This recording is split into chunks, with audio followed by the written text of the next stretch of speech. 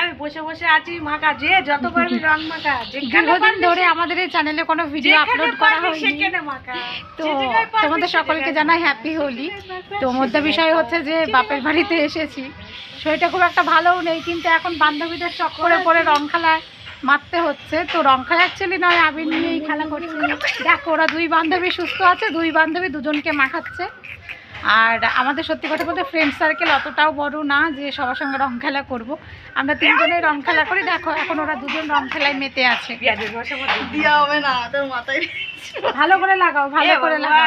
ঈশ্বর क्या हुआ ये क्या हुआ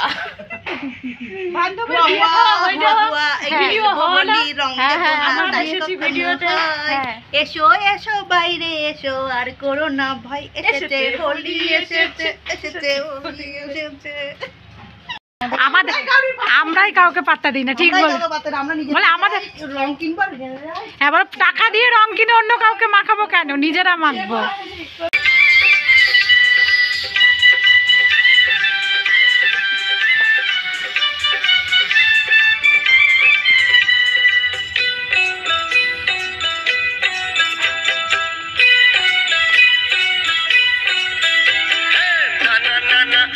তোমার কথা শুনবো না, এমন দিনে ছেড়ে দেবো সেটা ভেবো না। নানা যতই বলো তুমি পার পাবে না, নানা যতই বলো তুমি পার পাবে না।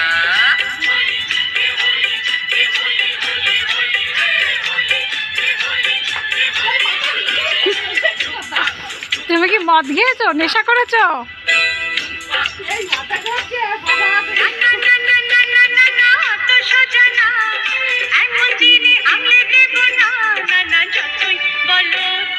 পড়াশোনা করো মন দিয়ে, ভালো থাকো। কোথায় যাচ্ছ? এই তো ভালো। অগিলা সে সুনার তোর পাছারে পাছারে পাছারে চলা হনে দেখি তনি তোর পাছারে পাছারে পাছারে অগিলা।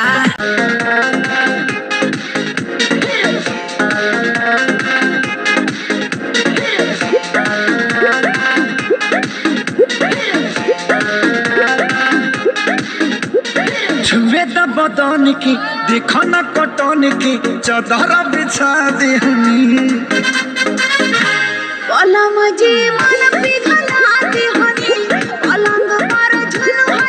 बेसरमी देहिया में गरमी पैठे लागी हो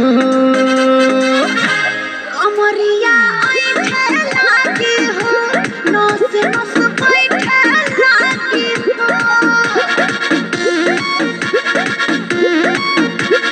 बने बेसरमी देहिया में गरमी पैठे लागी हो कमरिया लागी हो नस नस पैठे लागी हो। तू बहाना न बनावा सब हचा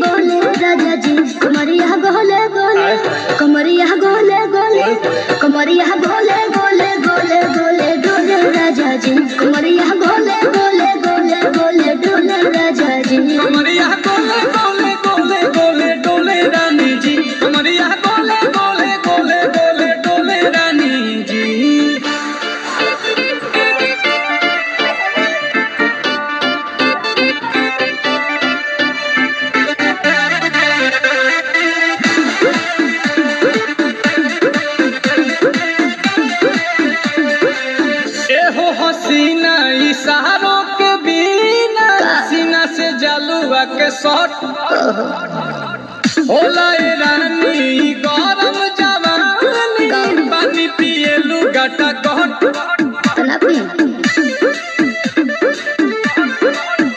या कमरे में चलो जरा सा मोहब्बत मानो कि तुम हो सीधे साधे तुम्हें हूँ छम छलो आओ दादा तो होले होले राजा जी आओ दादा तो होले होले राजा जी कमरिया गोले गोले कमरिया गोले गोले कमरिया गोले गोले गोले गोले डोले राजा जी कमरिया गोले गोले गोले गोले डोले राजा जी कमरिया गोले गोले गोले गोले डोले रानी जी कमरिया गोले गोले गोले गोले डोले रानी जी